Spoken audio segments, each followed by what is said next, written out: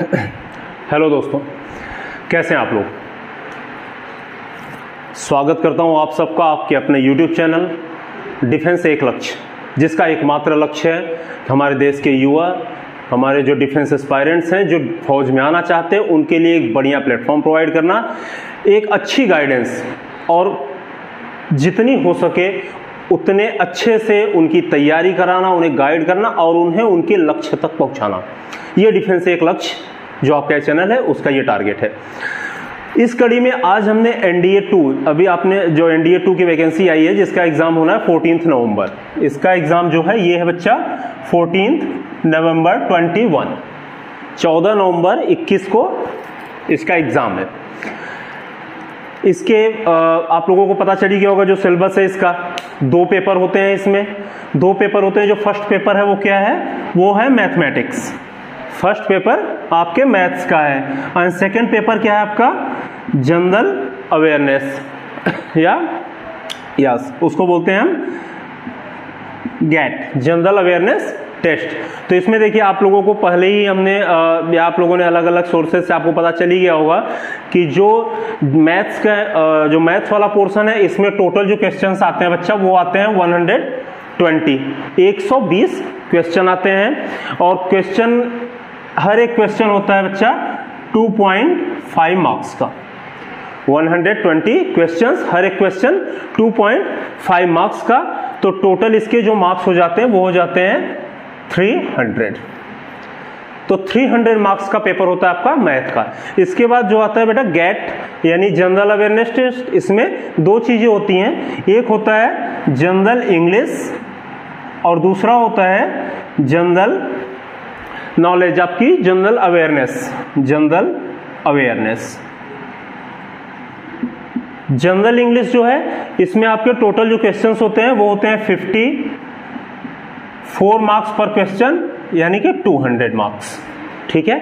और आपका जो जनरल अवेयरनेस होता है इसमें टोटल क्वेश्चंस होते हैं 104 मार्क्स पर क्वेश्चन, इसका मतलब टोटल मार्क्स हो गए 400। इस तरह से आपकी ये तीनों चीजें मिला के 900 मार्क्स का आपका रिटन टेस्ट होता है नेशनल डिफेंस एकेडमी NDA के एग्जाम के लिए, ठीक है। तो अब देखिए आपकी ये जो तीनों चीजें हैं, maths, general English, general awareness, आज हम आपको जनरल इंग्लिश जो 50 क्वेश्चन 200 मार्क्स के, 50 क्वेश्चन 200 मार्क्स, एक बहुत ही इंपॉर्टेंट रोल प्ले करता है आपके NDA के सिलेक्शन के लिए। इस रिटन एग्जाम में बहुत ही इंपॉर्टेंट रोल प्ले करता है। तो आज हम जनरल इंग्लिश की पहली क्लास, जनरल इंग्लिश की हम आज अपने चैनल पे हम शुरू कर रहे हैं आपके NDA की तैयारी कराना। तो इस कड़ी में जो जनरल इंग्लिश की पहली क्लास है वो हम आज आप लोगों को देने जा रहे हैं। देखिए जो जनरल इंग्लिश है इसका देखिए सिलेबस बहुत बड़ा है, ठीक है, नो डाउट इसका सिलेबस बहुत ही बड़ा है, बहुत ही वास्ट है। तो इसके जो सिलेबस है इसमें क्या क्या चीजें आती हैं एक बार आप लोगों को मैं दिखा देता हूं। देखिए टेंस, कंप्रिहेंशन,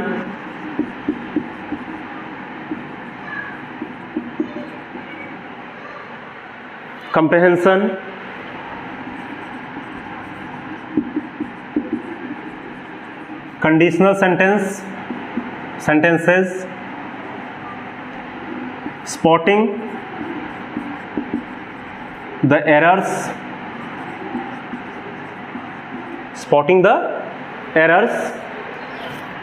conjunction,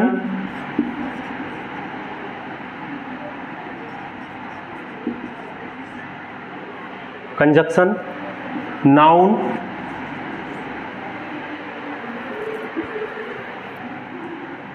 इसके बाद देखिए pronoun, verb, adjective, antonym, synonym, idioms and phrases,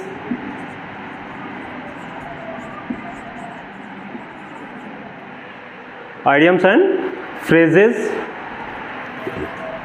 one word substitution,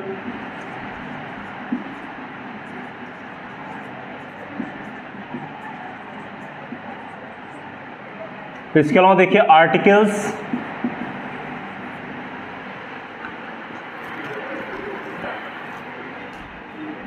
articles, narration,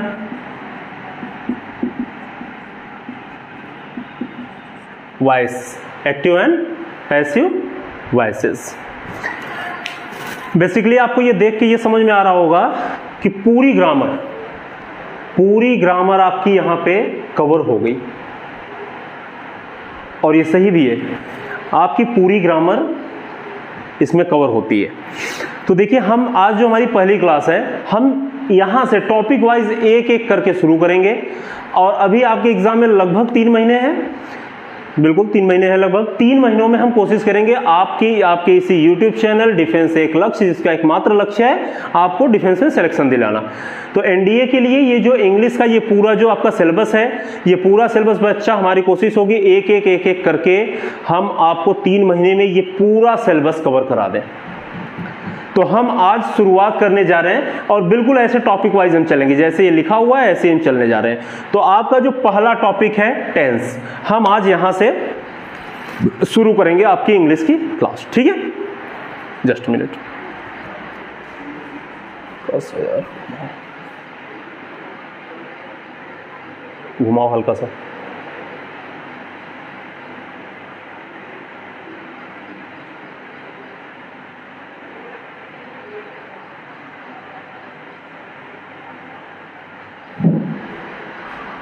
ठीक है, हाँ दोस्तों, तो हमने आपको बताया मैंने कि आपकी जो है पहला जो टॉपिक है दैट इज टेंस, हम यहां से आपका शुरू करेंगे। देखो बच्चा, आप तैयारी करो, आपको जहां से पढ़ना है, जैसे पढ़ना है आप पढ़ते रहो, कोई रोक टोक नहीं है। आप ऑनलाइन पढ़ो, ऑफलाइन पढ़ो, जैसे भी पढ़ो, लेकिन ये चैनल डिफेंस एक लक्ष्य, इसको आप सब्सक्राइब करके रखो, इसको लाइक करके रखो। रीजन कि यहां पर एक ही लक्ष्य होगा, आपको डिफेंस तक पहुंचाना। तो जो उसके लिए जो बन पड़ेगा, किसी लालच से ये चैनल नहीं चल रहा है, हम आपको कोई कोर्स नहीं बेच रहे हैं कि हम आपको आके बता दिए कि हम जनरल इंग्लिश का या एनडीए का कोर्स आपका 3 महीने का हम क्रैश कोर्स चला रहे हैं और 1500 रुपये 2000 यार कुछ नहीं, कुछ मांगा नहीं जा रहा है। तो आप लोगों को जहां से पढ़ना है पढ़ो, कोई दिक्कत नहीं, हमें कोई एतराज नहीं है। आपके पास पैसे हैं, आप ऑनलाइन पे कर दो, ऑफलाइन पे कर दो, लेकिन यहां से भी आप गाइडेंस लो, और आपको यू विल रियलाइज कि आपको जो सबसे अच्छी आपकी जो पढ़ाई हुई है वो आपके इस चैनल से हुई है, कहीं और से नहीं हुई है। ये मेरा वादा है आप लोगों से। तो चलिए हम शुरू करते हैं अपना पहला क्लास, ठीक है? देखो बच्चा, टेंस का आप लोगों ने ऑब्वियसली 12th पास हो, आप लोग एनडीए के लिए प्रिपेयर कर रहे हो, एनडीए की तैयारी कर रहे हो, तो ऑब्वियस सी बात है टेंस आप लोगों ने पढ़ा होगा। मैं ये मान के चल रहा हूँ कि आप लोगों ने पढ़ा है, आप लोगों को बहुत कुछ आता है टेंस में। लेकिन जब हम देखिए, आपने जैसे जो टेंस पढ़ा है उसमें क्या है, आपके ट्रांसलेशंस वगैरह के लिए बेसिकली आपने अभी तक 12th लेवल पे पढ़ा है। लेकिन अब यहाँ जो एनडीए का ये जो एग्जाम है, इसमें क्या है, आपसे ट्रांसलेशन तो कतई पूछा नहीं जाएगा, है ना, कि भाई राम घर जाता है इसका ट्रांसलेशन कर दो। आपने सिंपल प्रेजेंट टेंस पढ़ा है और आप उसका जो है ट्रांसलेशन कर दिए, ऐसे तो आएगा नहीं। कुछ तो अलग इसका हिसाब किताब है, लेवल अलग है, आएगी यही चीजें बट तरीका अलग होगा। तो आप लोगों को, अब मैं ये मान के चल रहा हूं इस हिसाब से कि आप लोगों को मैं एक बेसिक शुरुआत से, ठीक है, बिल्कुल बेसिक लेके शुरू कर रहा हूं आप लोगों को। देखिए टेंस बहुत ही जरूरी है, क्योंकि आपके पूरे एग्जाम की, पूरे जो जनरल इंग्लिश का जो पेपर है, ये पूरा आपके कहां बेस पर, आपके ग्रामर का बेस क्या है, टेंस। टेंसेज आपको नहीं आते, आपको कुछ नहीं आता, आप ग्रामर में कुछ नहीं कर पाओगे। जनरल इंग्लिश का एक क्वेश्चन नहीं कर पाओगे अगर आपको टेंसेज नहीं पता होंगे। बेसिक आपको लग रहा होगा यार कि ये तो हमने बहुत पढ़ा है 6वीं से 7वीं से, समटाइम्स 3rd 4th से ही, आजकल तो बहुत छोटी क्लास से शुरू कर देते हैं। लेकिन इसका जो लेवल है, जो आपके एनडीए एग्जाम का लेवल है, हम उसके हिसाब से लेके चलेंगे। तो एक बार हम बेसिक से शुरू करते हैं और फिर इसका हम लेवल बढ़ाते हैं। तो देखिए आपका ये जो बच्चा टेंस होता क्या है, इट इज लाइक टाइम, ठीक है। टाइम मतलब जो चीजें हो रही हैं हिंदी में इसको काल कहते हैं, समय कहते हैं। तो बच्चा यही होता है कि जो चीज़ें हो रही हैं, ठीक है, हो रही हैं, हो चुकी हैं या होंगी, उनका जो टाइमिंग है वो कौन बताता है? वो हमें बताता है हमारा टेंस। ठीक है, टेंस का क्या है? देखिए, ये जब हम ये कह सकते हैं कि टेंस जब वर्ब के साथ, कौन सी वर्ब? Helping verb. जो हेल्पिंग वर्ब है, हेल्पिंग वर्ब के साथ जब मिल जाता है तब ये बन जाता है बच्चा टाइम। टेंस जब हेल्पिंग वर्ब, कोई सेंटेंस है जो, तो उसमें जब वो टेंस है और हेल्पिंग वर्ब के साथ जुड़ जाता है तो उसको हम कहते हैं टाइम। जैसे मैं इसको देखो एग्जांपल से आपको समझाता हूं। एक अलग लेवल की टेंस आप लोगों ने पढ़ा होगा, जिस वर्ड के वाक्य के अंत में ता है, ती है, रहा है, रही है, नहीं, एक अलग हिसाब से, एक आप देखोगे कि ऐसा आपने पढ़ा नहीं होगा, यूनिक तरीका जो बिल्कुल एग्जाम पैटर्न पर, जैसे एग्जाम में क्वेश्चंस पूछे जाते हैं, क्योंकि मैंने पहले बताया आपसे ट्रांसलेशन तो पूछा जाना है नहीं एनडीए के एग्जाम में, है ना। तो देखो मैं यहाँ पे 2 सेंटेंसेस लिख रहा हूं, ध्यान से देखना क्या कहना चाहता हूं मैं।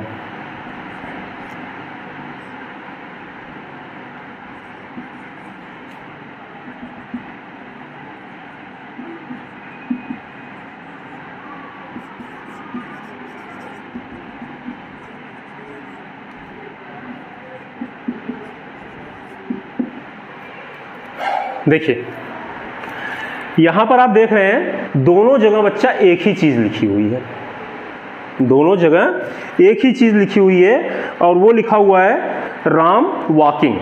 ठीक है, दोनों जगह एक ही चीज लिखी है और वो लिखी है राम वॉकिंग। अब इसमें देखिए क्या है, मैंने आपसे क्या कहा, टेंस हेल्पिंग वर्ब के साथ मिलकर टाइम बनाता है और इसको मैं यहां पे आपको प्रूफ करता हूं। हेल्पिंग वर्ब क्या होते हैं आप लोग जानते होंगे यार, हेल्पिंग वर्ब है ना। हेल्पिंग वर्ब क्या होते हैं? Is, am, are, was, were, has, have, had, है ना, डू, डज, ये सारे क्या हैं? ये सारे आपके हेल्पिंग वर्ब्स हैं। तो यहां पे मैं आपको प्रूव करके दिखाता हूं कि टेंस हेल्पिंग वर्ब के साथ मिलके कैसे टाइम बन जाता है। ठीक है, देखिए यहां पे लिखा है राम इज वॉकिंग। अब मैं यहां से एक हेल्पिंग वर्ब यहां डाल देता हूं, इज, राम इज वॉकिंग, और एक और हेल्पिंग वर्ब यहां डाल देता हूं, वाज। देखिए सेंटेंस में हमने कोई चेंज नहीं किया, न तो कोई चेंज नहीं, न तो इसके नाम में, न आगे क्या कर रहा है उसमें कोई चेंज। हमने क्या किया, बस चेंज किया आपके हेल्पिंग वर्ब में। हेल्पिंग वर्ब हमने यहां इज रख दिया, इसका मतलब हो गया राम चल रहा है, वॉक कर रहा है। यहां हमने वाज रख दिया तो क्या हो गया, राम वॉक कर रहा था।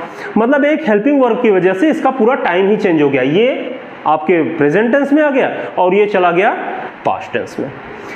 तो मेरा बेसिकली कहने का यही मतलब था, जब tense helping verb is very important ये दिखाने के लिए कि ये जो आपका टेंस है ये किस टाइम में है, अभी में है, मतलब प्रेजेंट में है, पास्ट में हुआ है या फ्यूचर में हुआ है। ठीक है, चलिए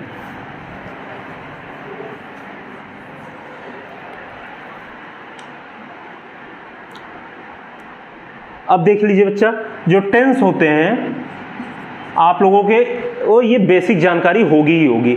आई एम श्योर इतनी बेसिक जानकारी होगी कि टेंस आपका जो होता है वो होता है 3 टाइप्स का। फर्स्ट इज, पहला कौन सा होता है? पहला होता है प्रेजेंट, प्रेजेंट टेंस, ये पहला टेंस है। दूसरा आपका होता है बच्चा पास्ट टेंस, ठीक है, और तीसरा है आपका future tense.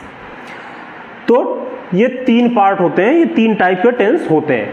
First is present tense, second is past tense and third is future tense. अब इन तीनों में क्या होता है, इन तीनों के भी 4-4 पार्ट होते हैं। ठीक है, इन तीनों के भी 4-4 पार्ट होते हैं। ये बेसिक सी जानकारी है, मुझे पता है आप में से 90-95% लोगों को ये पता होगा, लेकिन मुझे क्या है आपको एक बार वहां तक लाने के लिए, ठीक है, वहां तक लाने के लिए जहां मैं चाहता हूं उस लेवल पर एक बार मुझे बेसिक से शुरू करना पड़ेगा। ठीक है। तो अब देखिए इसमें क्या है, present tense, past tense and future tense. अब देखिए इनका मैंने बताया आपको कि इनके भी चार चार पार्ट होते हैं। पहला पार्ट सिंपल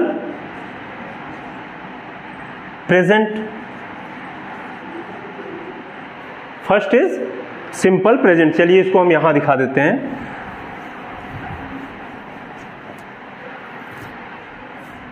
पहला जो मैंने आपको बताया बच्चा वो है प्रेजेंट टेंस। हम यहां से शुरू करते हैं।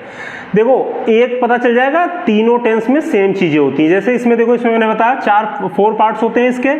पहला आपका सिंपल प्रेजेंट, सिंपल प्रेजेंट ये फर्स्ट हो गया। सेकंड है आपका present continuous, present continuous tense. Third is present perfect, present perfect. And the fourth and last is present perfect continuous. अब देखो आपके जो तीनों टाइप के टेंस है, जो तीनों चीजें present tense, past tense, future tense, उन सब में अच्छा इन तीनों में तो कंफ्यूज नहीं। प्रेजेंट टेंस क्या होता है, हिंदी में क्या बोलते हैं, वर्तमान काल, यानी जो अभी चल रहा है। पास्ट टेंस क्या होता है, भूतकाल, जो बीत चुका है। And third is future tense. Future tense इसका मतलब जो अभी होने वाला है, दैट इज फ्यूचर टेंस, यानी भविष्य काल बोलते हैं उसको। तो देखिए प्रेजेंट टेंस में आपने देखा इसके चार टाइप के होते हैं, simple present, present continuous, present perfect and present perfect continuous. अब इसी तरह से आपका पास्ट टेंस में भी ऐसे ही होता है, simple past, past continuous, past perfect and past perfect continuous. तीसरा फ्यूचर टेंस में same, simple future, future continuous, future perfect and future perfect continuous. Simple present, देखिए सिंपल प्रेजेंट का क्या है बच्चा, कोई भी जो सेंटेंस होता है, आप ध्यान देते हो कि सबसे, चलो मैं एक सेंटेंस यहां लिखता हूं,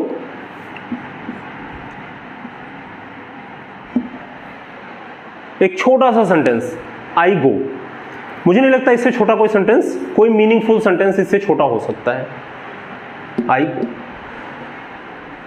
अब देखो ये मैंने लिखा क्यों, सेंटेंस बनाने के लिए हमें सबसे छोटे से छोटा, इससे छोटा सेंटेंस हो ही नहीं सकता।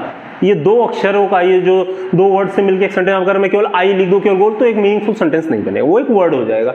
तो हमें सबसे छोटा मीनिंगफुल सेंटेंस बनाने के लिए भी हमने यहां देखा कि कम से कम दो वर्ड की हमें जरूरत पड़ी। पहला ये क्या है, क्या ये सब्जेक्ट है, ठीक है, और दूसरा ये जो आपका वर्ब है। हिंदी में हम समझे, एक काम को करने वाला और दूसरा काम क्या है। ये दो चीजें जब तक नहीं होंगी तब तक आपका एक मीनिंगफुल सेंटेंस बन ही नहीं सकता, ठीक है। इंग्लिश में क्या है, a meaningful sentence requires at least two things, first one is subject and second one is verb, main verb, ठीक है। तो अब देखो सिंपल प्रेजेंट, तो हमारा जो पूरे ग्रामर का जो बच्चा खेल होता है, ये होता है वर्ब का। वर्ब का आप लोगों को पता ही होगा कि वर्ब की होती हैं 3 forms, V1, V2, V3। Verb की first form, second form and third form. इसके बारे में आप लोग जानते ही होंगे। जैसे मैं एक छोटी सी चीज लिख देता हूं, गो। गो क्या है, वर्ब की फर्स्ट फॉर्म है, जो हमने इस सेंटेंस में यूज किया है, यह इसकी फर्स्ट फॉर्म हो गई। इसकी सेकेंड फॉर्म क्या हो जाएगी, वेंट, और इसी तरह से इसकी थर्ड फॉर्म क्या हो जाएगी, गॉन। तो बच्चा देखो इसमें एक तो ये है कि इसकी फर्स्ट, सेकेंड और थर्ड फॉर्म क्या है। जनरली ये होता है यार कि पढ़ाते समय कभी भी कोई टीचर ये बोलता नहीं कि चीज़ों को रटो समझो, लेकिन यहाँ पर एक है, मैं आप लोगों से बोलूँगा कि इसको थोड़ा सा आप लोगों को रटना पड़ेगा, याद करना पड़ेगा।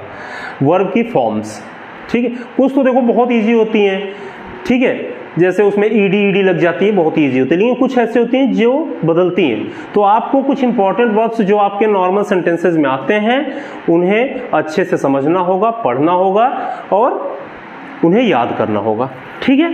तो सारा खेल जो ग्रामर में है वो होता है बच्चा वर्ब का। अब मैं आपको पहले ले जाता हूं जो आप लोगों ने पहले पढ़ा हुआ है बेसिक सिंपल प्रेजेंट में। क्या पढ़ा है आपने? जिस वाक्य के, जिस सेंटेंस के लास्ट में अब ये पढ़ा ना, ता है, ती है, ते है, ये आता है, हम समझ जाते हैं कि वो प्रेजेंट टेंस है। अब आ जाओ आप अपने एग्जाम लेवल पे, एनडीए एग्जाम या एनडीए नहीं, कोई भी एग्जाम आप ले लो, ट्रांसलेशन नहीं पूछा जाता। ये आपके एकेडमिक्स में हो गया, आप 6वीं 7वीं 8वीं 10वीं जो भी आपने 12th का एग्जाम दिया उसमें हो जाता है, उसमें आपके ट्रांसलेशन आ गए। बट अब यहाँ पे कोई ट्रांसलेशन आना जाना है नहीं। तो अब ये ता है, ती है, ते है, हम इसको यहाँ से नहीं समझेंगे। अब हमें जो सेंटेंस दिया हुआ है इंग्लिश का, हमें वहाँ से समझना है, हमें वहाँ से। और आप लोग देखिए प्लीज़, बहुत ही ईमानदारी से टेंसेस को समझिए, ठीक है? आप ऐसा मत समझिएगा यार ये तो टेंस ही हमने कई बार पढ़ा है, कई बार नहीं पढ़ा। अब यहाँ आप आइए आपके एग्जाम पैटर्न के हिसाब से कि एग्जाम में इनका यूज कैसे होता है, ठीक है? एग्जाम में इनका यूज कैसे होता है ये समझना है हमें। और ये समझने के लिए अब हमें टेंस को इंग्लिश में ही पढ़ना है, इंग्लिश में ही, कोई ट्रांसलेशन वाली बात नहीं है, ता है, ती है, ते है करके नहीं। अब हम चलते हैं इंग्लिश के हिसाब से कैसे टेंसेज आते हैं। देखो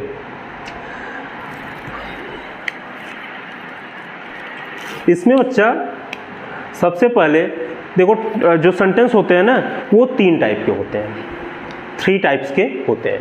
पहला होता है अफर्मेटिव। मैं अभी आपको टेंसेस डीप में जाने से पहले जो उसमें चीज़ें आएंगी, जो वर्ड्स यूज होंगे, जो लॉजिक्स आएंगे, उनके बारे में बता देता हूं ताकि बाद में आपको ये डाउट ना आए यार ये क्या चीज़ हो गई, ठीक है? तो पहला होता है बच्चा अफर्मेटिव सेंटेंस। अफर्मेटिव सेंटेंस ये जानते हो आप लोग, अफर्मेटिव सेंटेंस इसको बोलते हैं सकारात्मक वाक्य या साधारण वाक्य। जैसे नॉर्मल सा कोई सेंटेंस लिख दिया जाए, जैसे मान लीजिए कि मैं बाजार जाता हूं, मैं बाजार जा रहा हूं, ये हो गए नॉर्मल सेंटेंस, ठीक है? I am going to market, I will do it, I will take my food, ये हो गया अफर्मेटिव सेंटेंस। दूसरे सेंटेंस होते हैं बच्चा नेगेटिव, नेगेटिव सेंटेंस। दूसरे होते हैं नेगेटिव सेंटेंस, इसका मतलब नकारात्मक। नकारात्मक यानी मैं ये नहीं करता हूं, मैं खाना नहीं खाता हूं, मैं नहीं जाऊंगा, मैं नहीं आऊंगा, जहां पे नो वर्ड आ जाए, नहीं, ये हो गया नहीं। And third is interrogative. Interrogative इसका मतलब आपका जो हिंदी में बोलते हैं प्रश्नवाचक, यानी जहां क्वेश्चन पूछा जाए, क्या तुम ये कर रहे हो, क्या तुम खाना खा रहे हो, तुम वहां क्यों जा रहे हो, तुम ऐसे क्यों कर रहे हो, ये होता है इंट्रोगेटिव। तो 3 टाइप्स के सेंटेंस होते हैं, दिमाग में डाल लो इसको। अब हम आते हैं वापस अपने टेंस पर, सिंपल प्रेजेंट। तो बच्चा सिंपल प्रेजेंट टेंस में जो सेंटेंस बनता है, ठीक है, ता है, ती है, तू जो तो है, ता है, ती है, ते है, वो तो दिमाग में रखो ही, ठीक है? क्योंकि हम कुछ चीज़ों को भाई मतलब भी समझाना होगा तो उनका भी यूज करेंगे, तो अभी उनको तो दिमाग में रखो। आगे बढ़ो कि इंग्लिश में हम इसको कैसे समझेंगे कि कोई सेंटेंस किस टेंस का है, ठीक? जैसे देखो मान लो यहाँ पे हम एक सेंटेंस दिखा रहे हैं अच्छा, इसका एक फार्मूला दिमाग में रखना। इसमें क्या होती है बच्चा, एक तो सब्जेक्ट होता है, दूसरा वर्ब होता है, और वर्ब की होती है फर्स्ट फॉर्म, ठीक है? वर्ड की होती है first form, subject and verb की फर्स्ट फॉर्म। इसका जो सेंटेंस फॉर्मुलेट होता है वो ऐसे होता है, plus object, subject, verb, object, ये 3 चीजों से मिलकर सेंटेंस बनता है। ऑब्जेक्ट बहुत जरूरी नहीं है कि ऑब्जेक्ट हो ही, लेकिन सब्जेक्ट और वर्ब का होना तो बिल्कुल जरूरी है, ठीक? अब देखो इसमें सब्जेक्ट, वर्ब की फर्स्ट फॉर्म और ऑब्जेक्ट। अगर देखिए आपका जो सेंटेंस है अगर वो सिंगुलर है, अब सिंगुलर प्लूरल सिंगुलर है तो इसमें बच्चा एक और चीज लग जाती है, एक हेल्पिंग वर्ब लग जाती है, एस। चलो इसको मैं ऐसे ही लिख दे रहा हूं, ऑब्जेक्ट। अगर आपका सेंटेंस जो है, आपका जो सब्जेक्ट है अगर वो सिंगुलर है, क्या है, सिंगुलर है, तो इसमें एक हेल्पिंग वर्ब लग जाता है और वो होता है एस या ईएस, एस या ईएस, ये हेल्पिंग वर्ब। और अगर आपका सेंटेंस का जो सब्जेक्ट है अगर वो प्लूरल है तो यहां हेल्पिंग वर्ब कुछ भी नहीं लगेगा, सिंपल वर्ब की फर्स्ट फॉर्म। आप सोच रहे होगा ये नई वाला क्या आ गया, ये सिंगुलर प्लूरल क्या हो गया? तो बच्चा देखो सिंगुलर प्लूरल क्या होता है, जो आपका सब्जेक्ट है, जैसे आप हिंदी में आपने पढ़ा ना एक वचन और बहुवचन, ठीक है, ये वो चीज है। अगर आपका सब्जेक्ट एक है, ठीक, अगर आपका सब्जेक्ट एक ही है, एक बंदा है, तो उसको बोलते हैं हम सिंगुलर। और सिंगुलर है तो वहां पे हम वर्ब की फर्स्ट फॉर्म में एक हेल्पिंग वर्ब भी जोड़ते हैं और वो है एस या ईएस। जैसे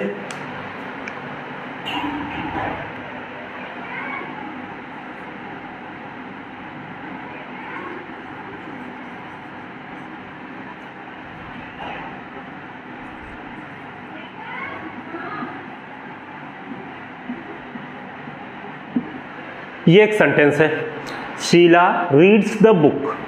अब बच्चा ये सेंटेंस में आप देख लो, सॉरी शीला जो है ये क्या है, ये सिंगुलर है क्योंकि किसी एक पर्टिकुलर एक का नाम लिया जा रहा है, एक ही पर्सन है, तो सब्जेक्ट क्या है, एक, सिंगल। यही देखो ये होता है सब्जेक्ट।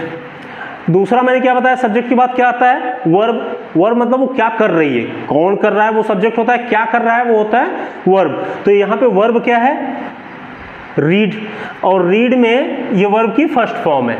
और इसमें हम देख रहे हैं एस या ईएस, एस लगा हुआ है, और उसके बाद ये आपका है ऑब्जेक्ट कि क्या पढ़ रहा है। तो Sheela reads the book, singular था तो इसलिए यहां पे हमने क्या देखा, क्या लगा हुआ है, एस लगा हुआ है। अब ये अगर प्लूरल होता, जैसे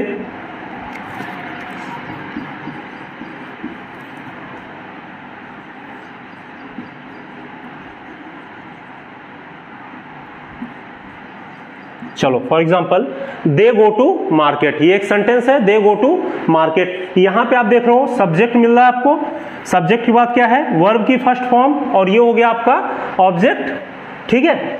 तो यहां आप देख रहे हो यहां पे एस या एस नहीं लगा है क्योंकि ये क्या है, प्लूरल है, ठीक है, ये क्या है, प्लूरल है। तो आप देखो कैसे कोई सेंटेंस लिखा है तो उसको पहचानोगे कैसे कि वो सिंपल प्रेजेंट है, ट्रांसलेशन के हिसाब से नहीं। अब यहाँ यार इंग्लिश वाले में तो ताहे तीहे नहीं लिखा होगा ना, यहाँ पे ताहे तीहे नहीं मिलेगा, तो यहाँ पे कैसे आपको पहचानना पड़ेगा सेंटेंस को, यहाँ पे सेंटेंस को आपको इसी तरह से पहचानना होगा कि अगर वर्ब में कुछ भी नहीं है, अगर आपका सब्जेक्ट प्लूरल लिखा है और वर्ब की फर्स्ट फॉर्म उसके बाद लिखी है और कुछ भी उसके साथ हेल्पिंग वर्ब नहीं है, समझ जाना सिंपल प्रेजेंट टेंस है, ठीक है। इसको वो इस क्राइटेरिया को फॉलो कर रहा है, सब्जेक्ट वर्ब की फर्स्ट फॉर्म, ऑब्जेक्ट नहीं भी है कोई बात नहीं, है तो भी ठीक है, अगर इतनी चीजें हैं तो वो है सिंपल प्रेजेंट। दूसरा देखना, अगर सब्जेक्ट सिंगुलर है, जैसे यहां पर सब्जेक्ट अगर सिंगुलर है और वर्ब में एस या ईएस लग गया है, समझ जाना सिंपल प्रेजेंट है, ठीक है।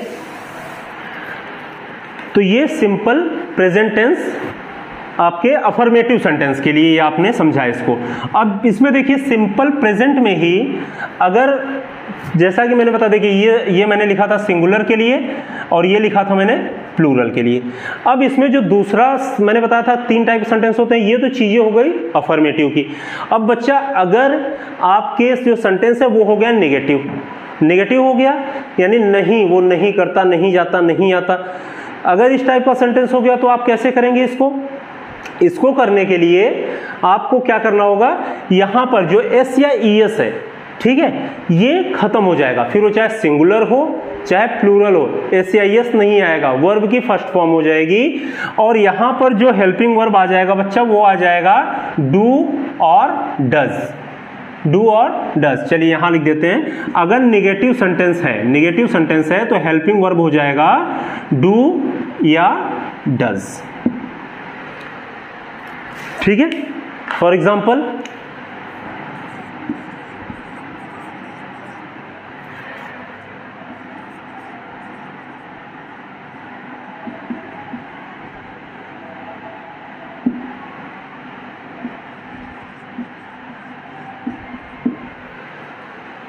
Sheila does not read the book. देखो हिंदी में मतलब निकालोगे तो ये क्या है, शीला किताब नहीं पढ़ती है, लेकिन अब हम इंग्लिश टू इंग्लिश इसको लेके चलेंगे, तो Sheela does not read the book, आपको बेसिकली इसको पहचानना आना है, ठीक है। शीला डज नॉट, अब देखिए आपको करना ये है कि अगर यहां पे डज नॉट आ गया, ठीक है, डज के बाद हमेशा क्या आएगा, नॉट। नहीं आ रहा है ना, हमने यहाँ पे हेल्पिंग वर्ब नॉट क्यों नहीं लिखा, क्योंकि डज डू ये हेल्पिंग वर्ब है और नॉट तो भाई वो नेगेटिव इसलिए आ रहा है। डज नॉट आ गया या डू नॉट आ गया, अगर ये सब्जेक्ट अगर प्लूरल होता जैसे दे, तो यहाँ पे क्या होता, do not, they do not run, they do not run. मान लो ये एक सेंटेंस है, इसमें हम क्या देखते हैं, सब्जेक्ट डज नॉट या डू नॉट और उसके बाद वर्ब की फर्स्ट फॉर्म, ठीक है, प्लस अगर जरूरी है ऑब्जेक्ट है तो ठीक, नहीं है तो कोई बात नहीं। तो अगर सब्जेक्ट के साथ डज नॉट या डू नॉट आ गया तो ये समझ जाना सिंपल प्रेजेंट है, नेगेटिव सेंटेंस है, ठीक है। तीसरा क्या किस टाइप का सेंटेंस होता है बताया मैंने, तीसरा होता है बच्चा इंट्रोगेटिव। इंट्रोगेटिव यानी कि आपके जो प्रश्नवाचक होते हैं जिसमें आपसे क्वेश्चन पूछा जाता है। अब देखिए यहाँ पे सेंटेंस, तो उसमें क्या होगा, उसमें ये जो डू या डज, जो आपका डू या डज था ये आ जाएगा सबसे पहले, सब्जेक्ट से पहले, ठीक है। जैसे does Ram eat mango. Hindi में देखो क्या राम आम खाता है, डज राम, लेकिन अब हम आते हैं इंग्लिश में क्या है, does Ram eat mango. Subject से पहले डज, या अगर ये प्लूरल होता तो क्या होता, डू। इंट्रोगेटिव सेंटेंस है, सब्जेक्ट से पहले डू या डज आ जाएगा और उसके तुरंत बाद सब्जेक्ट। तो यहां पे आप इसको मान लोगे, समझोगे कि ये सिंपल प्रेजेंट टेंस है, ठीक है।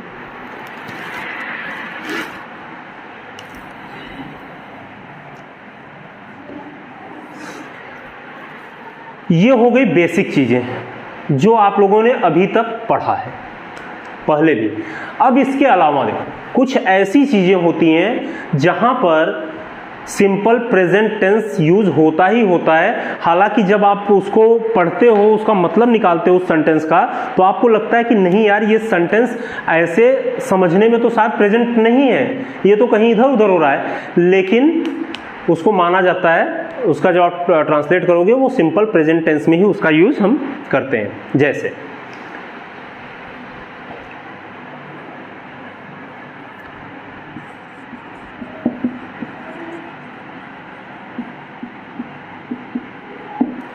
यूनिवर्सल ट्रुथ, बच्चा जो यूनिवर्सल ट्रुथ वाली चीजें होती हैं, जैसे the sun rises in the east, the sun rises in the east, ये क्या, ये यूनिवर्सल ट्रुथ है।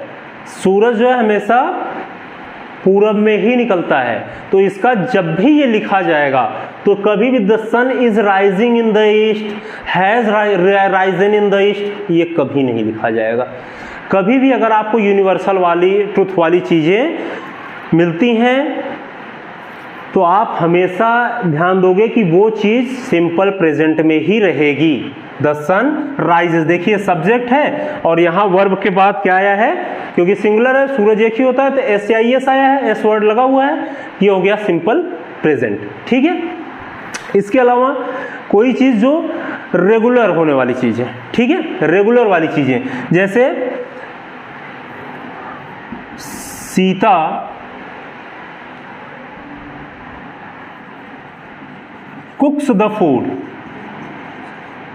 ये क्या है, ये रेगुलर हैबिट वाली चीज है, ठीक है। यूनिवर्सल ट्रूथ था, ये क्या है आपकी रेगुलर हैबिट, ये आपकी रेगुलर हैबिट वाली चीज है। सीता कुक्स द फूड, मतलब सीता खाना रोज ही बनाती है, ठीक है, तो इसकी रेगुलर हैबिट है। तो अगर इस टाइप से भी आएगा तो सीता कुक्स द फूड, ये सिंपल प्रेजेंट में ही आएगा। इसके बाद देखिए कुछ और चीजें, जैसे हाँ सबसे इंपॉर्टेंट चीज, जब भी कोई, इसको आप तो बिल्कुल पक्का इसको नोट रखिएगा इसको, देखिए जब भी कोई formal, official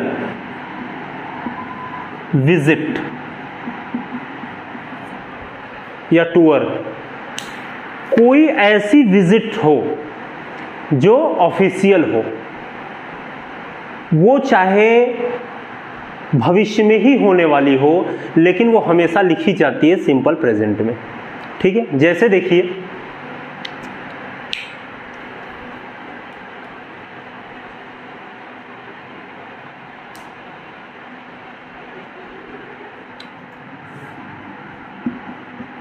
PM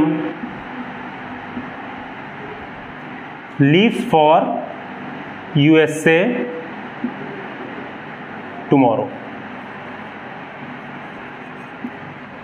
PM leaves for USA tomorrow. अब ये क्या है, PM USA के लिए कल निकलेंगे, ये उनकी ऑफिशियल मीट है, ऑफिशियल मीट है। तो देखो ये जबकि टुमारो हो रहा है, टुमारो मतलब वो कल निकलेंगे, अभी है ये फ्यूचर, लेकिन इसको लिखा जाएगा PM will leave tomorrow, ये नहीं होगा, ये लिखा जाएगा PM leaves for USA tomorrow।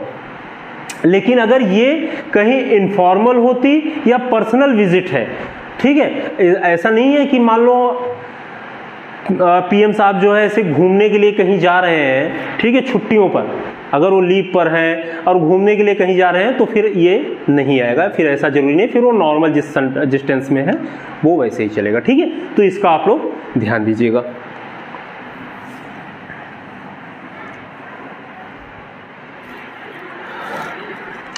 चलो फिर ये सिंपल प्रेजेंट जो है मेरे ख्याल से आप लोग समझ में गए होंगे, इसके बारे में सारी चीज़ें जितनी हो सकती थी सिंपल प्रेजेंट की मैंने बता दी है। अब इसके बारे में आपको जो अगली वीडियो मिलेगी उसमें हम सिंपल प्रेजेंट की क्या करेंगे, एक्सरसाइजेस करेंगे। सिंपल प्रेजेंट के बारे में जितना बताया गया इसकी जो है एक्सरसाइज हम करेंगे, ठीक है। चलिए फिर मिलते हैं अगली क्लास में। Thank you.